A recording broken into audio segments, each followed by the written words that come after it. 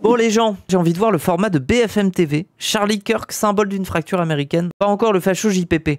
Bah oui, mais le problème c'est que c'est important. C'est important par rapport à ce qui se passe aux États-Unis en ce moment. Marre des USA. Oui, mais c'est important. Et vous allez comprendre pourquoi. Donc let's go. Hein. Ah oui, ah non, attendez, juste avant. Juste avant ça. Vous m'avez dit que Troublante Acide, elle s'est fait ban. Et moi j'ai envie de voir ce qu'elle a dit. J'ai envie de voir si elle mérite son ban ou pas. À mon avis, non. Mais on sait jamais. J'ai envie de voir ce qu'elle a dit. 30 jours apparemment, ouais, ban 30 jours. Le nazi avec le sourire le plus dégueulasse de l'histoire s'est pris une balle dans la gorge et en est mort. Est-ce que c'est bien fait pour sa gueule?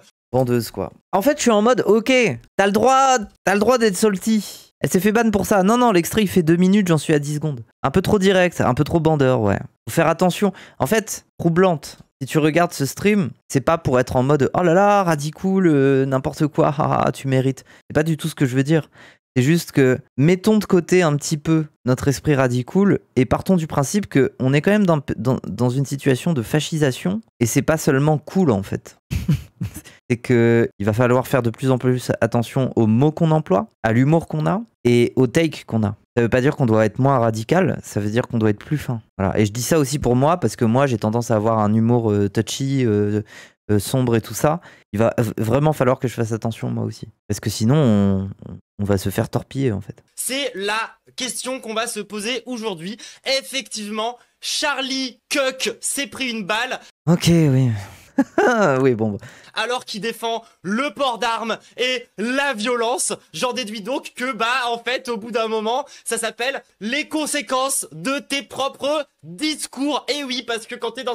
Après, c'est vrai. En fait, il y a ce truc de... Le problème pour beaucoup de gens qui essayent de défendre Charlie Kirk, c'est de faire abstraction de ce qu'il disait. Mais désolé, Charlie Kirk, il en venait à avoir des formules du type l'empathie, c'est woke. C'est vrai qu'à ce titre-là, quand tu prends ses prises de position et ce qui lui est arrivé, t'es en mode, peut-être que si t'avais voué... En fait, t'avais un peu plus prêché l'empathie ou prêché la non-violence, bon, peut-être que potentiellement tu serais un peu moins une cible. Et ça encore, c'est pas sûr. C'est pas sûr. C'est plutôt... C'est mieux d'être dans le sens du vent du fascisme en ce moment en Amérique, quoi. Il disait aussi qu'il fallait caillouter les gays. Ouais, globalement, il a dit beaucoup d'horreurs. Hein. Il a dit que 50% des Noirs étaient violents et qu'il avait raison de pas vouloir vivre avec eux et de vivre en non-mixité blanche. Il a dit que les Portoricains vivaient sur une île et qu'ils allaient débarquer pour violer les femmes des États-Unis. Globalement, c'est un florilège d'horreur, quoi. Et le problème, et pour citer une des formules utilisées dans un article qui revenait un peu sur les propos de Charlie Kirk, si pour défendre Charlie Kirk, vous faites abstraction de ce qu'il disait, mais alors sur quoi vous faites abstraction de manière générale? Si juste Charlie Kirk, pour pouvoir parler de lui, il faut faire abstraction de ce qu'il a dit, mais vous faites abstraction de tout le reste en fait. Et ça vaut pour toi, Guillaume Erner. Ça vaut pour les gens qui ont fait des trucs en mode je suis Charlie et tout ça, qui ont voulu le défendre en mode ah mais c'était un chic type, il était quand même libéral, enfin il était quand même ouvert au débat, il était quand même ouvert à la discussion, il faisait la politique de la bonne façon, quand bien même on n'est pas d'accord avec ses idées. Ouais, mais visiblement t'as un peu un problème à rappeler ses idées, à rappeler ce que c'est, à rappeler que c'est du racisme, à rappeler que c'est de la transphobie, du sexisme, tout ça. Ces mots-là disparaissent. Et moi ça m'étonne pas que ces gens-là vont fermer les yeux quand il y aura des déportations. Les gens vont fermer les yeux quand il y aura des arrestations. Ils fermeront les yeux. En fait, c'est le signe de ça. C'est le signe que si les gens sont capables de fermer les yeux sur ce qu'a dit Charlie Kirk et sur les positions qu'il avait pour le défendre, alors vous attendez pas à ce qu'ils aient les yeux bien ouverts quand il y aura le fascisme, en fait. Ils les ont déjà fermés pour tout un tas de choses. Et oui, parce que quand t'es dans un pays suffisamment stupide pour défendre l'idée que c'est tout à fait légitime de défendre son existence en tirant à balles réelles sur des gens, et quand tu commences à menacer l'existence des gens, ne t'étonne pas si tu te prends une balle dans la gorge et que tu te vides de ton sang jusqu'à en crever.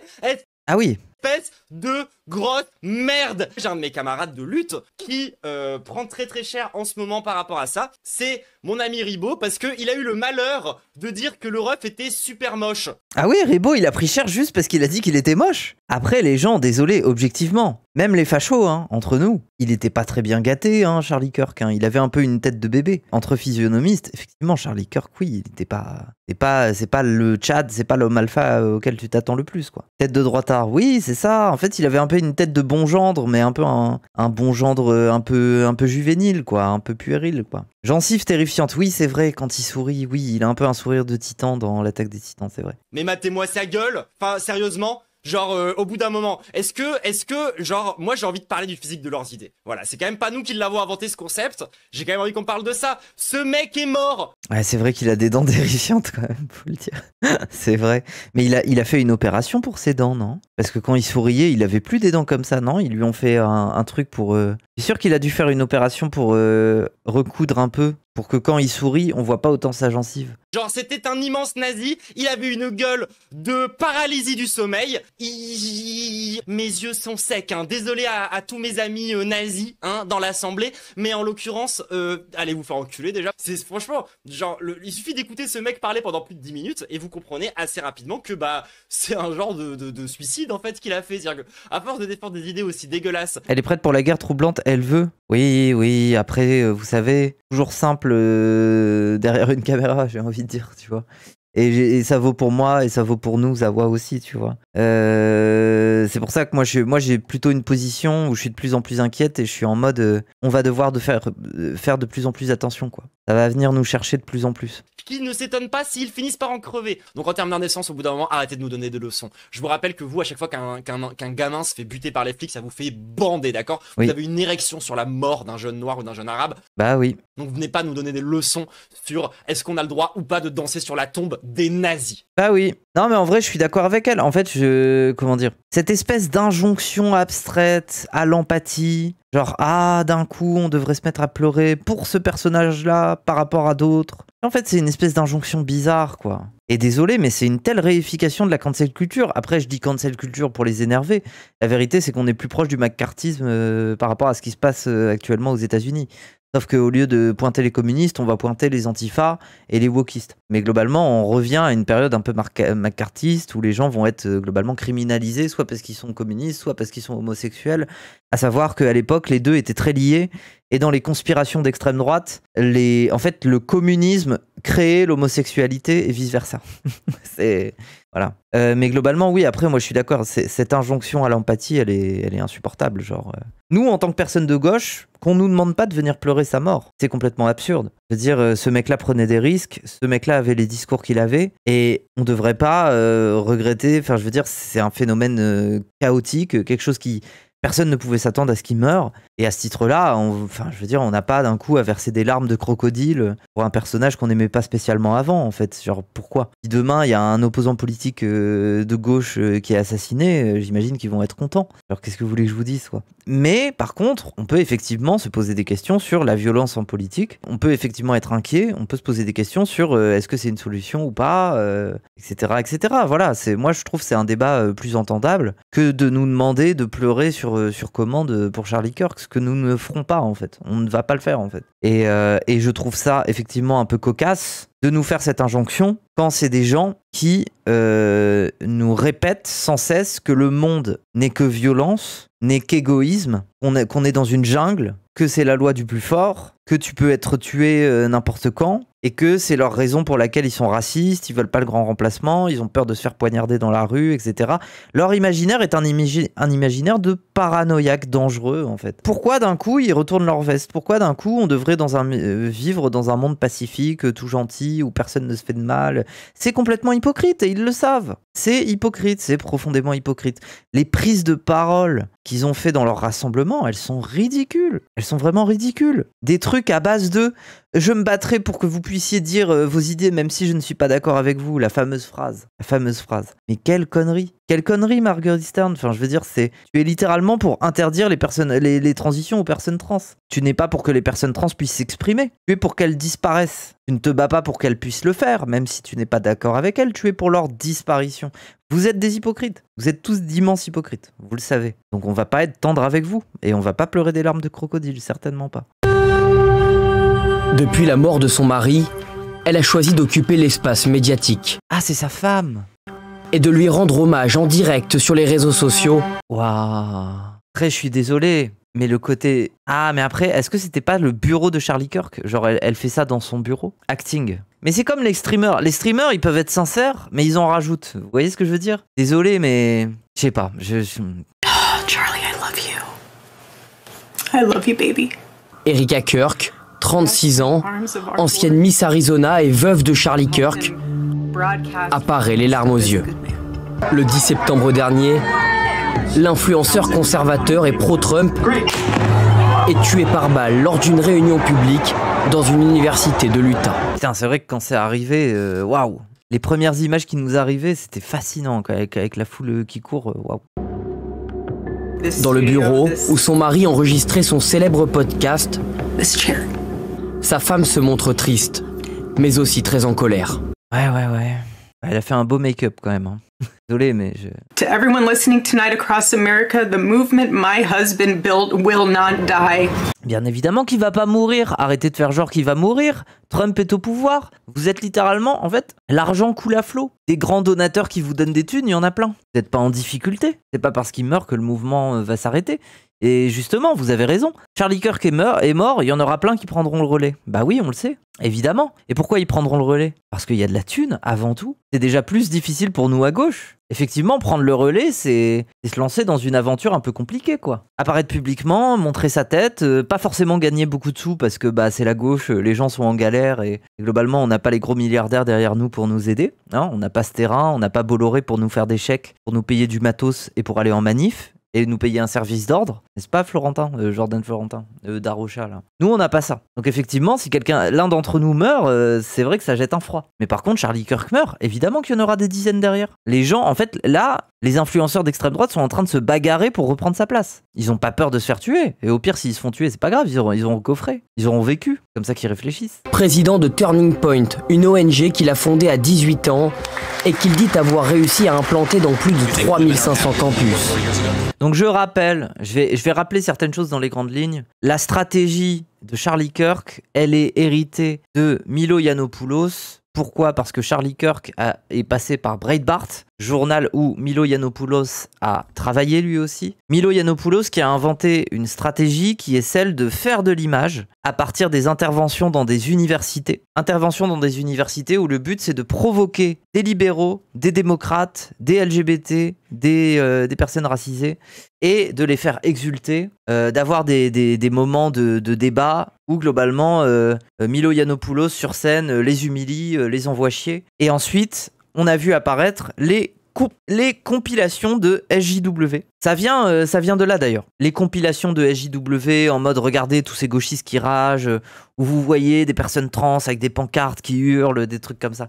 En fait, c'est parce que à ce moment-là, ils se sont rendus compte que Internet pour la guerre culturelle, c'était très efficace. Il y a eu la période du Gamergate et tout ça qui a commencé à installer le fait qu'il y avait une communauté réceptive à partir des sujets antiféministes et compagnie pour finir dans une pipeline de l'extrême droite et fascisante. Donc ils ont commencé à s'intéresser à tout ça. Et une de leurs stratégies pour essayer d'envahir l'espace en ligne, c'est de faire des compilations de SJW. À l'époque, c'était le terme, hein, les Chevaliers Blancs, les White Knights, les SJW. Et pour ça, quel meilleur endroit que les universités, où il y a beaucoup de gauchistes, où il y a beaucoup de minorités, où il y a beaucoup de gens qui ont des associations politiques ou des trucs comme ça, et d'aller directement sur une estrade, débattre avec eux, faire de l'image, et ensuite faire du clic et convaincre les gens, non pas par leurs idées, mais d'abord par leur moquerie. Par leur moquerie, par leur humour, et par la manière de décrédibiliser l'adversaire, à savoir le LGBT, à savoir la personne racisée, etc., etc. C'est de faire de l'image, c'est de sélectionner les images les plus drôles, les plus moqueuses, les plus divertissantes, etc.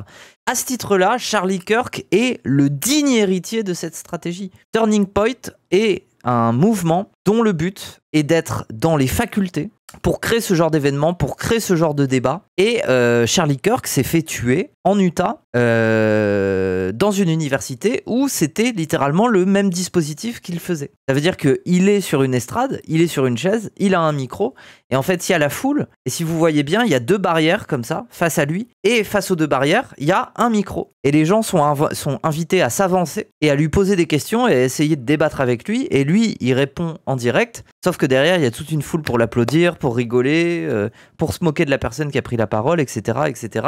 Si bien que c'est devenu de plus en plus compliqué de le confronter, parce qu'en fait, il y a une foule de supporters de Trump ou de Charlie Kirk ou des deux qui sont là pour t'humilier si jamais tu oses venir prendre la parole. Donc en fait, même cette parole, cette contestation n'existait pas. Et après, pour ceux qui disent Charlie Kirk est un être redoutable en débat, n'oubliez jamais qu'il débattait avec des étudiants. C'est-à-dire que globalement, il n'allait pas chercher Jean-Michel, 40-50 ans, professeur de statistiques sur le travail. Il n'allait pas chercher Norman Adjari, chercheur en antiracisme ou panafricanisme. Non, il ne va pas débattre avec ces gens-là. Ce qu'il cible, c'est des étudiants. Pourquoi? Mais parce qu'ils sont en cours. Ce sont des proto-militants. Ils sont en cours de politisation. Ils ont des revendications, ils s'indignent, mais ils n'ont pas encore l'assurance qui leur permet de développer des tunnels, un certain discours pour répondre à un personnage comme Charlie Kirk. Voilà leur stratégie. Donc non, Charlie Kirk n'est pas un excellent débatteur qui était capable de retourner n'importe lequel de ses adversaires parce qu'il cherchait précisément à ne discuter qu'avec des adversaires qui étaient généralement plus faciles à abattre, plus faciles à attaquer, etc., etc. Voilà. Et après, de temps en temps, il a débattu avec Hasanabi, il a tenté d'autres débats, mais globalement, ces débats-là, il s'est fait laver. Genre, faut refaire le match. Il s'est fait laver. Dans la plupart des débats où il n'était pas face à des étudiants, Charlie Kirk n'a pas été bon. Par contre, je sais pas si t'as vu les streams d'Hasanabi récemment, mais le tireur n'est pas un groyper, c'est plus nuancé que ça visiblement. Oui, je vais en reparler. Au début, les informations qu'on avait, c'est qu'il y avait de grandes chances que le tueur de Charlie Kirk soit un groyper. Qu'est-ce qu'un groyper? C'est le membre d'une branche de l'extrême droite, beaucoup plus radicale que celle de Charlie Kirk ou Trump. C'est littéralement des néo-nazis, dont la tête de gondole s'appelle Nick Fuentes. Nick Fuentes, qui est lui aussi un streamer, un influenceur qui fait du contenu. Sauf que bon, au niveau radicalité et au niveau edginess, Charlie Kirk est un enfant de cœur à côté de Nick Fuentes. Pour vous donner un exemple, quand Elon Musk a fait un salut nazi 2 fois et qu'il y avait des débats dans les journaux pour savoir si c'était un salut nazi ou pas, Nick Fuentes était sur son live à en faire plein à la chaîne, en mode regardez, on peut faire des saluts nazis maintenant. Et du coup, tout son live, ça a été de faire des saluts nazis pendant tout son live. Voilà, tout simplement. Et c'est celui qu'on connaît bien avec le fameux extrait où il a dit Your body, my choice, dans le sens où, avec le rétablissement de l'avortement, les filles, on va contrôler votre corps, etc. Donc vous voyez un peu qui est le personnage. Après, c'est un personnage très étrange, très ambigu, à savoir que c'est un personnage homosexuel qui sort avec un catboy. Et ça, c'est très très drôle, mais effectivement, en couple avec un catboy, voilà. Bon, après, c'est peut-être une vieille info, hein, peut-être que ça a évolué depuis. Et du coup, Nick Fuentes, que vous voyez ici, hein, on peut retrouver différentes images où il est avec un catboy. Et donc, pourquoi, vous me direz, pourquoi il y a un influenceur néo-nazi qui est en couple avec un catboy? Pourquoi c'est si étrange? Mais c'est parce que c'est une branche de gens qui sont liés à 4chan. C'est beaucoup des incels, red pill, black pill. En fait, c'est beaucoup un lord dépressif, doomer. Il y a beaucoup plus de pauvres, il y a beaucoup moins de bourgeois. C'est un peu plus des pauvres doomers d'extrême droite et edgy. Et ces gens-là, à ce titre-là, des fois, ils ont des réflexions du type puisque j'ai pas les capacités d'être un garçon, bah, je vais essayer de devenir une fille. Et vu qu'ils détestent les femmes, ils ont envie de leur ressembler parce que bah ils pensent qu'ils vont tirer plein d'avantages du fait d'être une femme. Enfin voilà, des fois c'est des manières de concevoir le monde très bizarres. Hein. C'est le fond de chiotte d'internet. Hein. Il se passe plein de choses, c'est bizarre quoi. Et donc la première option, c'est qu'on a cru qu'au début le tueur était un groyper. Pourquoi? Parce que il était lié à des groypers, parce que il avait il écoutait des morceaux de la playlist des groypers. Enfin, il y avait pas mal de pistes qui indiquaient que c'était potentiellement un fan de Nick Fuentes. Et pourquoi c'est assez important comme information? Parce que Nick Fuentes et les groypers ont harcelé Charlie Kirk pendant des années. Ça veut dire que si vous cherchez sur internet, il y a des vidéos de harcèlement de Charlie Kirk qui datent d'il y a 5 ans, 7 ans. C'est vieux, c'est vraiment vieux. Et pourquoi? Parce qu'il y a une ligne de démarcation très claire entre Charlie Kirk et Trump et compagnie et Nick Fuentes, c'est l'antisémitisme. Charlie Kirk et Trump sont des alliés d'Israël. Ce sont des gens qui défendent la politique d'Israël et qui défendent ce qu'est en train de faire Netanyahou dans la bande de Gaza. Nick Fuentes ne défend pas Israël. Nick Fuentes, c'est un complotiste antisémite qui continue à entretenir toutes les thèses selon lesquelles les Juifs manipulent les États-Unis et nous sommes une colonie d'Israël. Ça, c'est les groypers. Hein. Les États-Unis sont devenus une colonie d'Israël. Et alors, des fois, ils ont des manières de rationaliser ça qui sont un peu spéciales, comme par exemple de dire il faut sauver Donald Trump parce qu'il ne peut rien faire, parce qu'il est compromis avec les fichiers Epstein, parce que Epstein était un agent du Mossad et que Trump, en vérité, il a été pris au piège et que s'il peut pas s'exprimer sur Epstein, c'est parce que derrière, c'est les services secrets israéliens qui le tiennent par les couilles, etc., etc. Et il y en a même qui ont été jusqu'à dire que Trump était effectivement un pédophile, mais un white pédophile, au sens de white hat, comme les hackers là. En gros, white hat, ça veut dire que tu es un hacker, mais pour vérifier les failles de sécurité, et globalement, tu fais ça pour améliorer la sécurité. Alors qu'un black hat, c'est un hacker malveillant qui va se servir de tes données pour les revendre et tout ça. Eh ben, premier degré, les gens, et là, c'est pas Nick Fuentes, c'est un élu républicain, et je crois même qu'il y en a 2, ou même plus que ça, qui ont défendu la thèse selon laquelle Trump était potentiellement un pédophile white hat, qui a effectivement mis sa bite dans un gamin, mais il travaillait pour la CIA et c'était pour piéger Epstein. Voilà. Donc en fait, pour revenir un peu sur le truc des Groyper et tout ça, donc la première piste c'était ça. Il est pas affilié à quoi que ce soit, ce mec, hein, Tyler Robinson. Il est pas affilié à quoi que ce soit. Ça a plus l'air d'être une espèce de gamer normie qui vient d'une famille conservatrice, mais qui était attiré par une femme trans. Voilà, beaucoup de contradictions, beaucoup de paradoxes. Et globalement, c'est aussi surtout quelqu'un qui est jeune. Et qui lui aussi devait pas être très politisé, pas tant que ça. Et voilà quoi. Ce que j'aurais dû faire, c'est que plutôt que me jeter un peu sur la piste des Groyper, j'aurais dû vous dire que on manque d'informations, que c'est pas très clair, que pour l'instant il vaut mieux attendre avant de se positionner, il vaut mieux être sceptique. Voilà. Sauf que le problème, c'est que quand bien même il y a des nouvelles sources qui débarquent, à savoir des messages SMS, des messages Discord et tout ça, le problème les gens, c'est que on est en Amérique, Trump est au pouvoir, les journalistes ont peur de perdre leur travail, les chaînes de télé ont peur de perdre leur accréditation, le FBI est littéralement dirigé par un mec qui est un podcasteur complotiste d'extrême droite, Patek, Kash Patel, pardon, Patek c'est une montre, Kash Patel. Quand il y a des nouvelles sources, je suis même pas sûr qu'on peut vraiment leur faire confiance. C'est ça le problème, c'est ça le fascisme, c'est qu'on est arrivé à un seuil où c'est la post-vérité. La vérité ne compte plus en fait. Si Trump demande à des journalistes d'écrire des articles qui lui sont favorables, comment croire les journalistes ?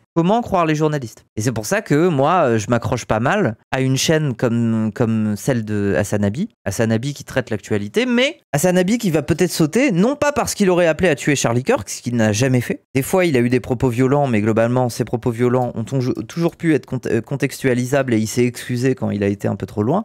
Et globalement, Hassan Abi est un mec qui fait attention avec les mots qu'il utilise. Et comme je disais tout à l'heure, de plus en plus, on va devoir faire attention aux mots qu'on utilise parce qu'on risque d'avoir des problèmes. Donc, Hassan Abi, ça fait un moment qu'il a une réflexion sur les mots qu'il utilise vu qu'il est en première ligne. Sauf que là, il y a eu une nouvelle actualité. Et cette nouvelle actualité est un peu badante, les gens. Je vous explique. Trump a fait une réunion spéciale où il a invité différents CIO de plusieurs réseaux sociaux. Les CIO de Discord, de Steam, de Twitch, de Reddit. Pourquoi ? Parce que Tyler Robinson était très actif sur 3 réseaux sociaux. Steam, Reddit et Discord. Donc, en fait, Trump, du coup, il a dit « On va faire une réunion ». Tyler Robinson, je rappelle, n'a rien à voir avec Twitch. Tyler Robinson n'a pas l'air d'être un consommateur de Twitch, et s'il avait un compte sur Twitch, on n'est même pas au courant, ça n'a rien à voir, genre, vraiment. Donc, les CIO de Discord, de Reddit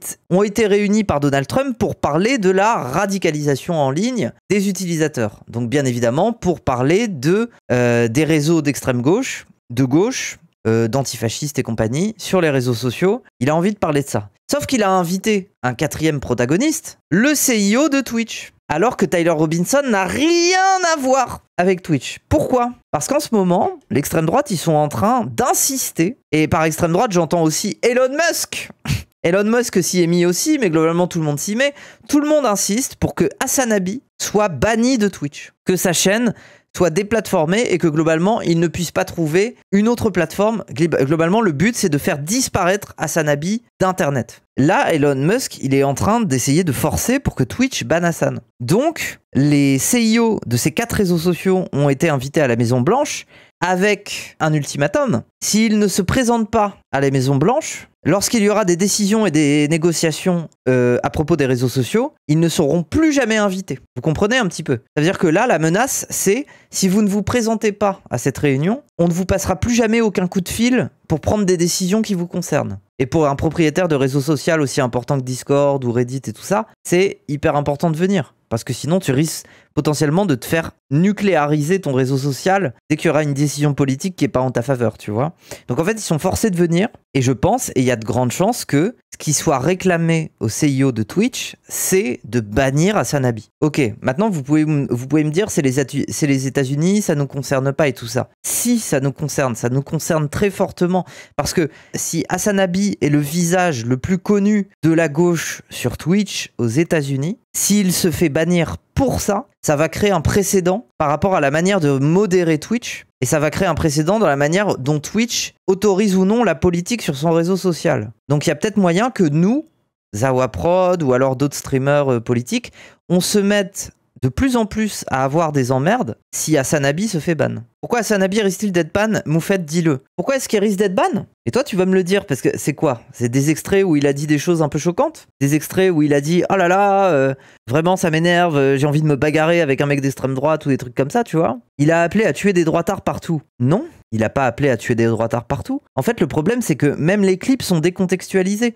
Un des clips qu'on utilise et qui est sorti de son contexte pour dire qu'il a appelé à tuer Charlie Kirk, c'est un clip où en gros il est en mode il faut le découper, clip clop clop clop, faut le découper comme ça au katana. Pourquoi il n'y a pas un gauchiste qui arrive et qui découpe comme ça Charlie Kirk en petits morceaux? Mais en fait c'est un euphémisme pour parler du fait de le prendre en débat et de le confronter. Il a pas dit littéralement prenez une épée et coupez en morceaux Charlie Kirk, il a dit pourquoi il n'y a pas quelqu'un qui, en débat, est capable de le prendre et le couper en petits morceaux?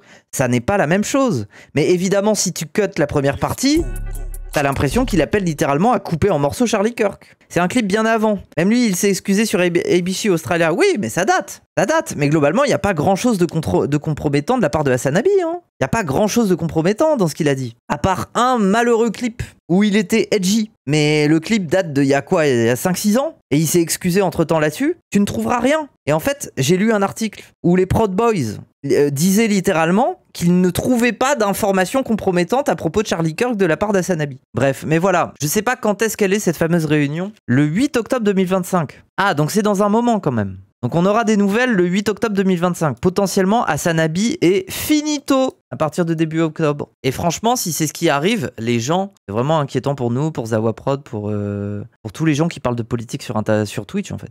Sa spécialité, venir à la rencontre des étudiants, s'installer sous sa tente au milieu des banderoles, prendre le micro et tenter de convaincre. Moi j'avais déjà regardé certains de ces formats, notamment sur les questions trans, parce que bien évidemment ça me permet de faire de la veille et de voir un peu les argumentaires qu'utilisent les transphobes et tout ça. Donc il y a une époque où j'avais regardé un peu ces formats. Globalement c'est dur à regarder parce qu'en fait, non, Charlie Kirk n'est pas un bon débatteur. Charlie Kirk est un mec qui coupe la parole, qui est moqueur, qui utilise des euphémismes, qui utilise des arguments de réduction. Il cherche pas à rentrer dans un débat, en fait. En fait, il change de sujet tout le temps. Enfin, globalement, c'est un bon rhétoricien. C'est pas un bon débatteur. C'est pas un mec intelligent. C'est pas un mec qui a fait de la recherche. Pas un mec qui a creusé les sujets tu vois. C'est un bully. Ouais, c'est un bully. Mais globalement, pour l'extrême droite, c'est ça. Un mec qui débat bien, c'est un bully. Sauf que le problème, c'est qu'à force de faire les vicos, c'est nous qui allons finir par être des bullies. Déjà qu'on est en train de devenir anti-système, vu que la cancel culture, ça devient leur truc. Ça va devenir nous les bullies. Faites attention, les gars. Are you a voter? I am a voter. I'm a registered voter. I vote and you vote. So I'm talking to voters of this country that will determine the future of Western civilization. That's what I'm doing here today. Yeah? Who are you? Well, important enough for you to come up to a microphone. Voilà, donc globalement, les débats, ça allait pas plus loin que ça, quoi. Avec une foule qui hurle. En fait, t'as même pas le temps de faire une phrase qui te coupe, tu vois. Donc globalement, à part poser des questions un peu incisives et lui qui répond de manière incisive, il se passait rien. Un style qui fait de lui le chouchou de la jeunesse MAGA. Mais est-ce qu'on en parle quand même? Je veux dire, BFM TV, on en parle du fait qu'il débat avec des bébous. Il va pas se confronter à des grands adultes, à des chercheurs, à des universitaires. Il débat avec des bébous. Il débat avec des gens en L1 sociaux. Et encore, il débat avec les seuls qui ont quand même les couilles, le courage d'aller poser des questions entourés par une foule qui a envie de leur cracher dessus. You create a company that's like close to being a fascist. Vous avez créé une organisation qui n'est pas loin d'être fasciste. Mais elle est fasciste. How am I a fascist? Dites-moi comment je suis un fasciste. C'est dingue. En fait, ça va être la même rhétorique que les Jordan Florentin. En fait, c'est simple. Si tu n'es pas un Wikipédia, si tu n'es pas une base de données d'archives de chacun des trucs qu'il a dit ou il a fait, tu vois, Oui, c'est la même chose que Jordan face à Ilyes. Jordan, il lui a juste dit, prouve-moi un exemple que je suis raciste, etc. Pourquoi tu te sens bête? Pourquoi tu te sens démuni face à une question comme ça? Mais parce qu'elle est turbo absurde. C'est comme si une vache te disait, prouve-moi que je produis du lait. Prouve-le. Alors qu'elle est littéralement en train de se faire traire l'épi comme ça devant toi. Et elle est en mode, mais prouve-moi que je fais du lait. En fait, ça te laisse sans voix à quel point c'est con, tu vois. Mais évidemment, ça fonctionne parce que si t'as pas une base de données sous la main qui te permet de retracer tous les trucs de merde qu'il a fait, tu peux pas répondre. Et effectivement, moi je pense qu'une erreur, c'est que quand on se prépare à débattre potentiellement, à avoir un échange avec un facho, alors il y a des gens qui disent qu'il faut pas le faire, voilà, ça c'est votre avis, mais on aurait dû se poser 2 minutes et se poser la question de qu'est-ce qu'il a fait ce mec? Qu'est-ce qu'on a sur lui? On aurait pu se rappeler qu'il a... là je parle de Jordan Florentin. On aurait pu se rappeler par exemple qu'il a fait un pass sanitaire avec Hitler. On aurait pu se rappeler qu'il est littéralement venu doxer Louis Boyard en allant toquer à sa porte pendant l'élection de Villeneuve-Saint-Georges pour que la France entière sache où habite Louis Boyard au cas où il y a des gens qui voudraient peut-être, je sais pas moi, aller lui casser la gueule et compagnie. On aurait pu rappeler qu'il s'est réjoui du fait qu'une meuf a vu sa petite sœur assassinée de plusieurs coups de couteau dans un parc en lui disant que c'était bien fait pour elle parce qu'elle votait à gauche. Le lendemain de la mort de sa petite sœur. On aurait pu se rappeler tout ça. Mais malheureusement, effectivement, quand t'es pris de court comme ça, tu sais pas quoi répondre. Donc en fait, moi je comprends Ilyes. Il a été pris de court. La séquence, elle était bien. Moi, ça me faisait plaisir de voir Ilyes qui était vénère et qui avait envie de le confronter, bien évidemment. Mais après, si on se met d'un point de vue extérieur et qu'on considère ça comme un échange, comme un débat, en fait, les gens, ils ont plutôt l'impression qu'Ilyes, il a été mis en difficulté parce qu'il savait pas répondre.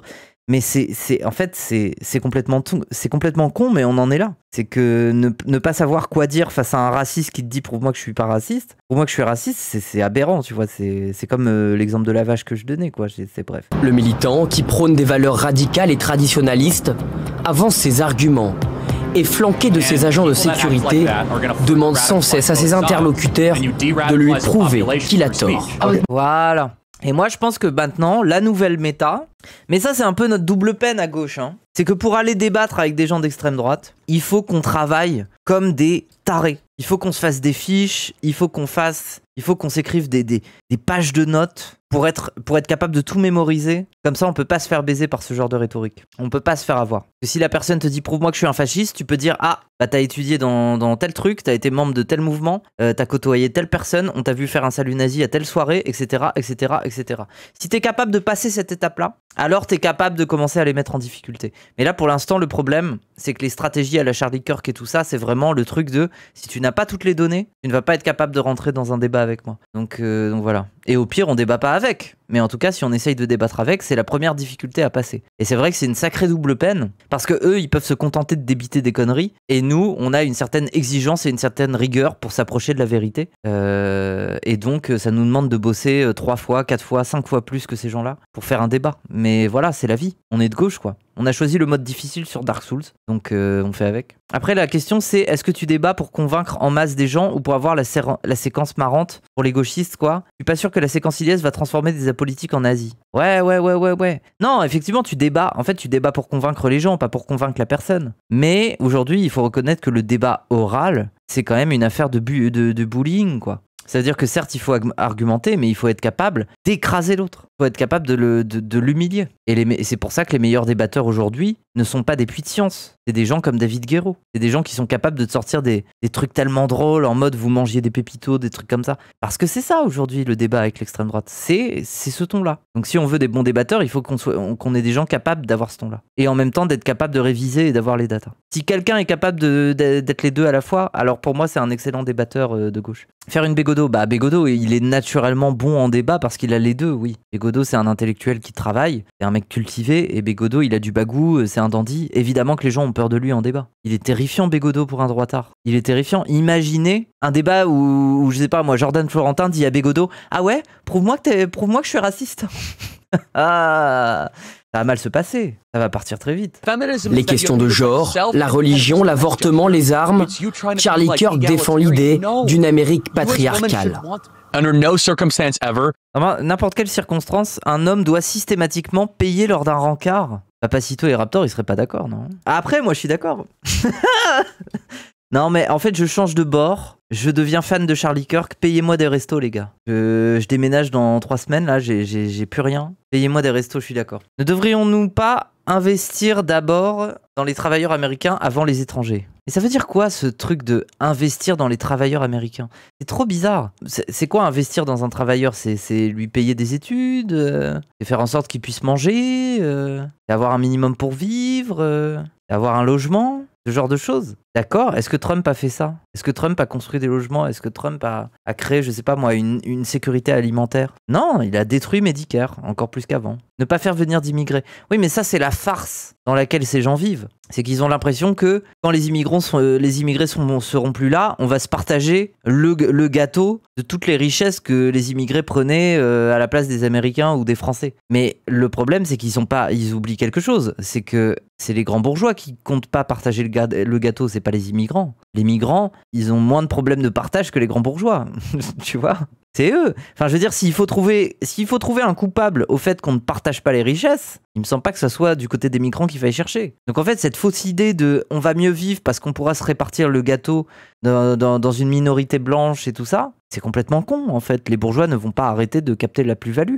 Vous allez être les petites putes de la bourgeoisie. Vous allez être leurs petites putes et vous allez continuer de travailler dans le salariat et ils se feront de la thune sur votre dos. Ça ne changera pas. Mais la différence, c'est que pendant que vous laverez les chiottes d'un flunch, vous serez en non-mixité blanche et vous aurez l'impression d'être le fer de lance de l'Occident. Sauf qu'en fait, votre vie ne sera pas améliorée et vous laverez les chiottes d'un flunch, simplement. Au fil de ces événements, Charlie Kirk se fait un nom et une place parmi les soutiens de Donald Trump. Ah oui, c'était devenu un vrai proche de Donald Trump, hein. Vraiment. Hein. À qui on pourrait le comparer, Charlie Kirk, chez nous? Quelle figure incarne le mieux Charlie Kirk? Je me demande. Vous avez une idée ou pas? Hanouna? Non, parce que c'est pas le même médium, on peut pas le comparer. Damien Rieu sans la side débatteur? Ouais. Ténier? Ouais, à la limite Ténier, de plus en plus Ténier. C'est vrai que Ténier, c'est un genre de Charlie Kirk un peu. Hein. Aurait été avec cette question, personne de toute façon.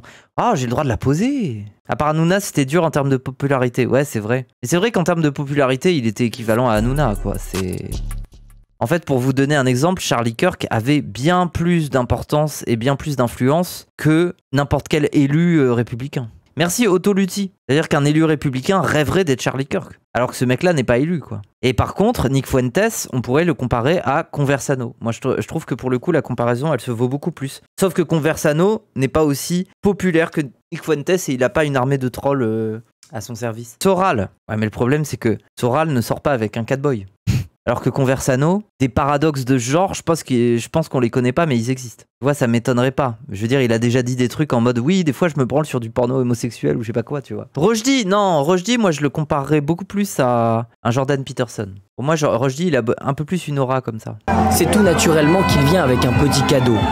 Des casquettes Make America Great Again. Ouais, le cadeau de fou. Ah, c'est quoi cette tête de Neuil là? C'est quoi ce Neuil là? Merci pour la casquette, maître. Quand un étudiant arrive au micro pour, à son tour, interroger le militant, il ne le sait pas encore. C'est drôle parce que ça parle de tuerie de masse, là. Mais il sera le dernier. Do you know how many mass shooters there have been in America over the last 10 years? Counting or not counting gang violence? Great. C'est terrible, hein. Ça parle de tuerie de masse, ça parle de fusillade et il meurt. C'est dingue, hein. Ah oui, et à la base, ils ont arrêté un petit vieux. Et le petit vieux, il était en mode... et je crois, il répétait « Kill me, kill me, kill me, kill me, kill me ». Il disait ça. Et apparemment, le petit vieux, ils ont trouvé des images pédopornographiques sur son téléphone.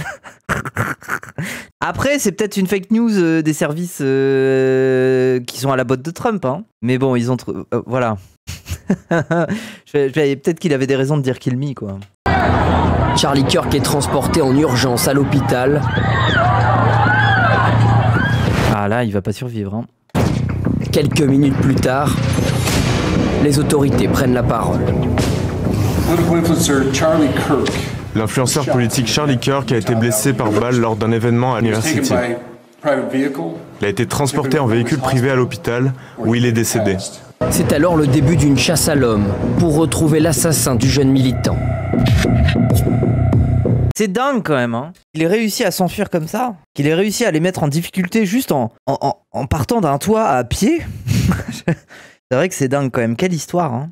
Voilà, après il a oublié son fusil sur place Et finalement, ils ont réussi à retrouver son fusil. Et puis surtout, ce qui a permis de le trouver, c'est que c'est son père qui l'a reconnu sur les photos et qui lui a posé la question mon fils, est-ce que tu es l'auteur de cette tuerie? Et il lui a dit oui, et il a poucave son fils. Du coup, oui. Connard de daron. Bah ouais, mais bon. Bah, c'est un daron conservateur fan de Donald Trump. Le FBI met également à disposition des photos du suspect et promet 100 000 $ pour toute information. Et au début, moi, j'étais fasciné. J'étais en mode, waouh, mais il est cuss. C'est un Cassandre. C'est un twink, quoi. C'est un fake, le truc de la meuf trans. Ça a l'air de moins en moins d'être un fake. Mais, comme je le disais, le problème, c'est que les informations qui viennent des journaux ou du FBI, c'est très difficile de s'y fier. Surtout que nous, on n'est pas américains, donc on n'a pas l'habitude de leur presse. Et on est moins capable de distinguer. Genre, par exemple, nous, on est capable de faire la différence entre l'Humanité, Libération, Le Figaro, etc., etc. Chez eux, c'est pareil. Sauf que nous, avec la distance, on a moins cette capacité à pouvoir trouver un média fiable ou pas. Donc en fait, le problème actuellement, c'est que, à moins d'attendre, on ne peut pas partir du principe que les infos qui nous ont été données sont vraies. Mais en attendant, on fait avec ce qu'on a. Mais c'est ça, en fait, ce que je disais, c'est ça le fascisme. C'est que c'est la post-vérité. Ce qui compte, c'est pas la vérité. Ce qui compte, c'est que ça soit utilisé par Donald Trump pour pouvoir faire de la répression contre les antifas, contre les gens de gauche, contre Hassanabi, contre la télévision. Le but, c'est que ça serve le pouvoir. C'est pas que ça soit vrai ou pas. La recherche de la vérité, il s'en fout, Donald Trump. Ça fait longtemps qu'il truque des photos, ça fait longtemps qu'il fait des tweets complètement faux, ça fait longtemps qu'il dit de la merde comme sur le Covid et compagnie. Je veux dire, faut pas s'attendre à avoir des vérités vraies, tu vois. Donc les gens, moi je vous invite à pas faire l'erreur et à être patient. Il va falloir attendre d'en savoir plus sur cette affaire. Et pour l'instant, on a des pistes, mais ça s'arrête là. La traque dure près de 33 heures à travers l'Utah. Peu à peu, les taux se resserrent. Moi, j'ai envie de dire, pour une fois, la police de Donald Trump a fait autre chose que chercher des Noirs et des Mexicains. Ils ont cherché un blanc pendant toute une journée. Vous vous rendez compte, c'est dingue, hein. Ça leur était pas arrivé depuis des mois. Ils ont cherché un blanc. Ça a dû les perturber. Et ça tombe, à certains checkpoints, ils ont arrêté des Noirs et ils étaient en mode putain, les gars, on peut pas leur mettre les menottes quand même. C'est bizarre un peu de les laisser partir ceux-là, non? Pourquoi il faut qu'ils soient blancs, quoi? Le tueur présumé de Charlie Kirk a désormais un visage et un nom. Tyler Robinson, 22 ans seulement. Il faut jamais oublier qu'il est jeune, hein. Les gens, en matière d'actes politiques, un jeune de 22 ans, bon, quand bien même il a la majorité, faut partir aussi du principe qu'il est jeune aussi, quoi. Durant la traque, Robinson échange des messages avec son colocataire. Le FBI les a dévoilés. Il avoue son acte et tente de le justifier.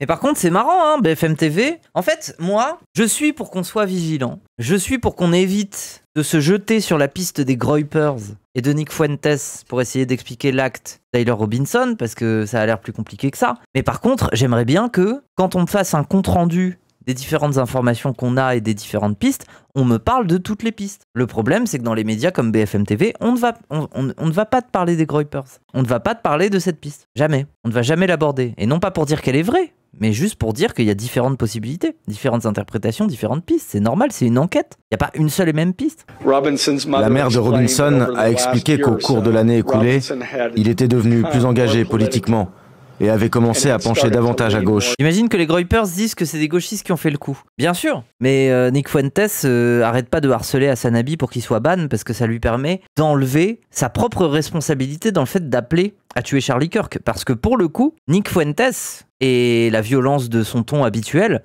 des menaces de mort contre Charlie Kirk, il en a fait plein. Il en a fait plein. Mais bien évidemment, c'est pas lui qui va être inquiété. C'est un néo-nazi. Ils vont pas l'inquiéter lui. Il a ouvert une voie pour permettre à chacun de s'exprimer. Ah, vraiment, tout leur imaginaire. Warfighter, le t-shirt. Daniel Défense. Avec un truc en mode camouflage militaire. Putain, vraiment. Alors que ces gens-là sont des fainéants qui sortent pas de chez eux, qui prennent la bagnole pour aller au Walmart. Voilà leur vie. Hein. Ça me fume. Les États-Unis, c'est un pays fascinant quand même. Pour s'exprimer, Erika Kirk, sa femme, choisit Instagram et publie ce jeudi une vidéo d'elle se recueillant sur la dépouille de son mari. Ah, un peu bizarre quand même. En fait, c'est le fait que ça soit filmé. Moi qui fais des vidéos, moi qui suis dans un collectif qui fait des vidéos, je vois comment ça fonctionne. C'est pour ça que là, je me dis, face au corps de son mari, elle est en mode Kevin, tu me fais un plan aérien. tu te mets au-dessus, ok, un peu plus haut, peut-être on peut le surélever, peut-être on le surélève, on met un escabeau, comme ça je peux passer en dessous et faire un bisou. Et tu filmes, hein, tu filmes bien, et tu fais un plan rapproché pour qu'on voit pas sa tête, et tu attends, tu te décales, et quand je fais un bisou sur sa main, tu me filmes moi. Oui, il y a un côté très macabre hein, dans le côté spectacle, hein, bien sûr. L'idée vient d'une équipe de com. La mort de Charlie Kirk prend même une tournure plus politique, puisque c'est l'avion du vice-président qui transporte son cercueil. Ah ouais, ni plus ni moins. J.D. Vance, à ses côtés, puis d'une certaine manière à sa place, lorsqu'il improvise un podcast façon Kirk. Hey everybody, J.D. Vance here. Ah ouais, ça va tous devenir des podcasters. C'est dingue, hein, avec sa tête de gros bébé. Complex and filling in for somebody who cannot be filled in for, but I'm going to try. Ils veulent tous prendre sa place. Un hommage national se tiendra dans un stade où 63 000 personnes sont attendues. Ce dimanche, demain il y aura un hommage dans un stade. Le cercueil sera exposé au centre du terrain. Waouh, c'est macabre. Hein. En présence évidemment du président Donald Trump. Ah ouais, ça va être spécial, hein. On découvrira les images demain. Ok, bah écoutez, c'est littéralement ça, hein.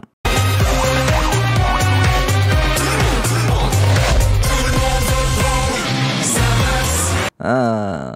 Aïe. Bon bah Charlie Kirk a été tué. Beaucoup de gens ont dit beaucoup de conneries. Bien évidemment l'extrême droite, les influenceurs et surtout les nôtres, hein, Julien Rochdy, Thaïs Discussion, Lapin Malin, je sais pas quoi là. Tous ces gens-là ne se sont pas gênés pour dire les pires conneries alors qu'on avait très peu d'informations à son sujet. Nous autres à gauche, c'est vrai qu'on s'est un peu jeté facilement sur la piste des Groypers et je reconnais mon erreur d'avoir fait ça. J'aurais dû être plus vigilante et dire qu'on manquait d'informations pour le moment.